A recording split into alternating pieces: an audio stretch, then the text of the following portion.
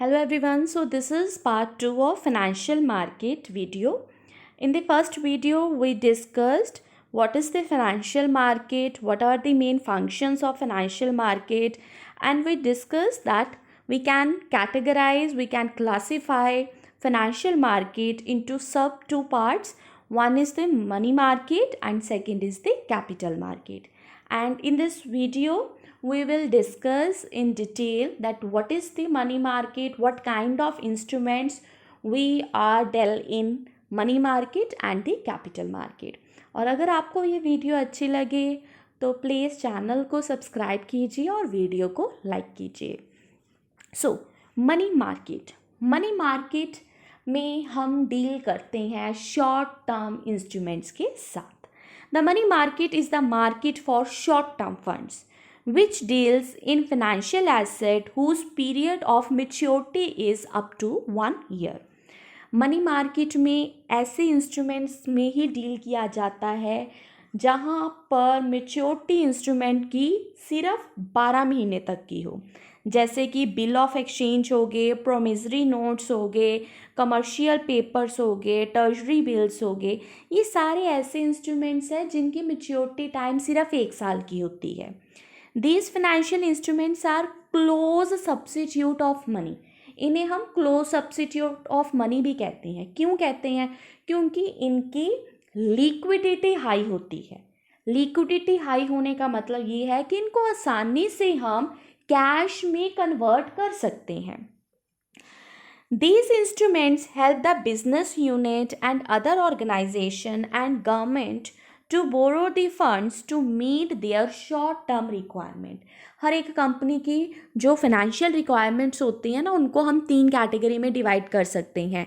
एक short term होगी, long term होगी। शॉर्ट टर्म को हम वर्किंग कैपिटल भी कहते हैं और लॉन्ग टर्म को हम फिक्स कैपिटल भी कहते हैं। तो ये 2 कैटेगरी में हम इसको डिवाइड कर सकते हैं। जो शॉर्ट टर्म रिक्वायरमेंट्स हैं, या यूँ कह लीजिए जो वर्किंग कैपिटल रिक्वायरमेंट है, जो day to day capital requirement है, उसको हम सेटिस्फाई कर सकते हैं शॉर्ट टर्म इंस्ट्रूमेंट्स की हेल्प से। और शॉर्ट टर्म इंस्ट्रूमेंट्स जो होंगे, शॉर्ट टर्म एसेट्स जो होंगी, उनको हम डील करते हैं, बाई और सेल करते हैं मनी मार्केट में। The Indian money market consist of, Indian money market में बताया गया है कि कौन कौन सी पार्टीज होती हैं। Reserve Bank of India, commercial banks, cooperative banks and other specialised financial institutions. The Reserve Bank of India is the lender of money market in India।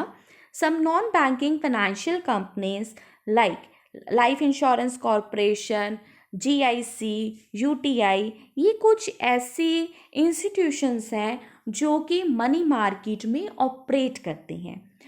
Money market में ऑपरेट करने का मतलब ये है कि मनी मार्केट से ये लोग पैसे उठाते हैं, पैसे लेते हैं और किसी और पार्टी को ज़रूरत पड़े तो उनको पैसे देते भी हैं।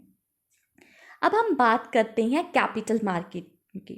कैपिटल मार्केट जो है ये एक ऐसी मार्केट है जहाँ पर हम शेयर्स, डिबेंचर, बॉन्ड्स, इस तरह के इंस्ट्रूमेंट्स को इशू करते हैं, बाय करते हैं, सेल करते हैं और इन सब की जो मैच्योरिटी पीरियड होता है that is more than 1 year. तो कैपिटल मार्केट हमारी हेल्प करती है हमारी लॉन्ग टर्म नीड्स को सेटिस्फाई करने में। Capital market is an institutional arrangement for borrowing middle and long-term funds and which provide facilities for marketing and trading of securities.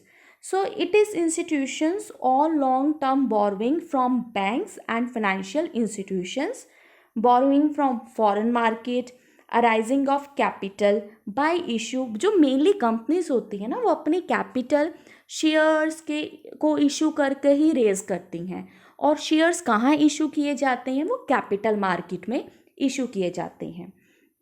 Capital market को further हम 2 parts में categorise कर सकते हैं, primary market and secondary market.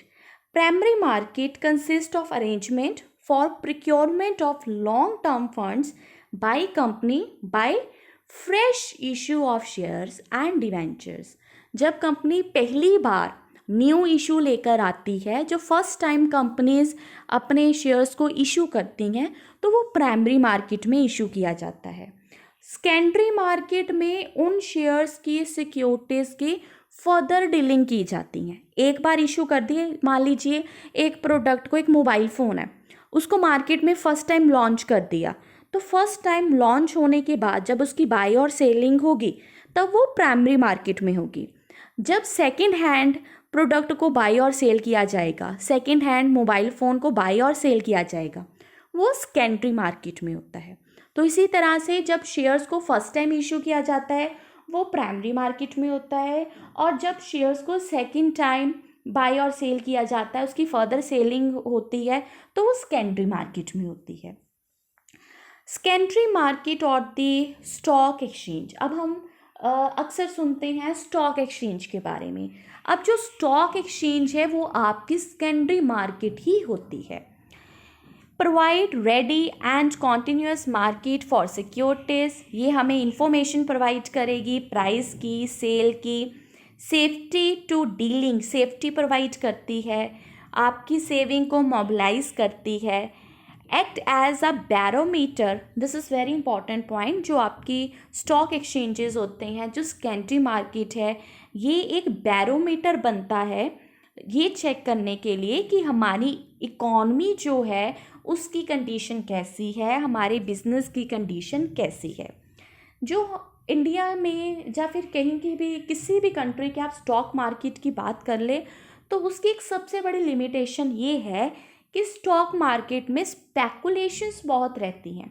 Speculation का मतलब है कि आप एस्टिमेट लगाते हो कि किसी कंपनी के शेयर के प्राइसेस फ्यूचर में इतने हो सकते हैं। अगर आपको लगता है कि फ्यूचर में प्राइसेस बढ़ेंगे तो आप आज की डेट में ज़्यादा शेयर्स को बाई कर लोगे। तो इस तरह से जो कंपनी के शेयर के प्राइसेस हैं उसमें फ्लक्चुएशंस आ जाती है।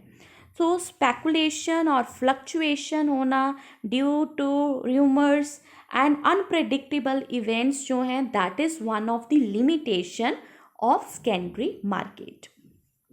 There are 21 stock markets in India, जिसमें Bombay stock exchange, national stock exchange, ये सारी स्टॉक मार्केट्स आ जाती हैं।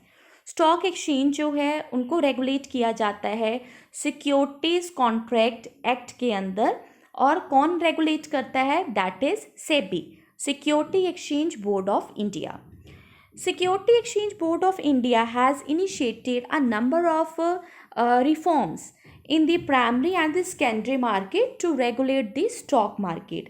डॉक्यूमेंट्री रिक्वायरमेंट्स और लिस्टिंग की रिक्वायरमेंट्स, अब जितनी भी कंपनीज हैं अगर उन्होंने अपने शेयर्स को फर्स्ट टाइम इशू करना है तो उन्हें अपने आप को इनलिस्ट करवाना पड़ता है, लिस्ट करवाना पड़ता है स्टॉक एक्सचेंज में।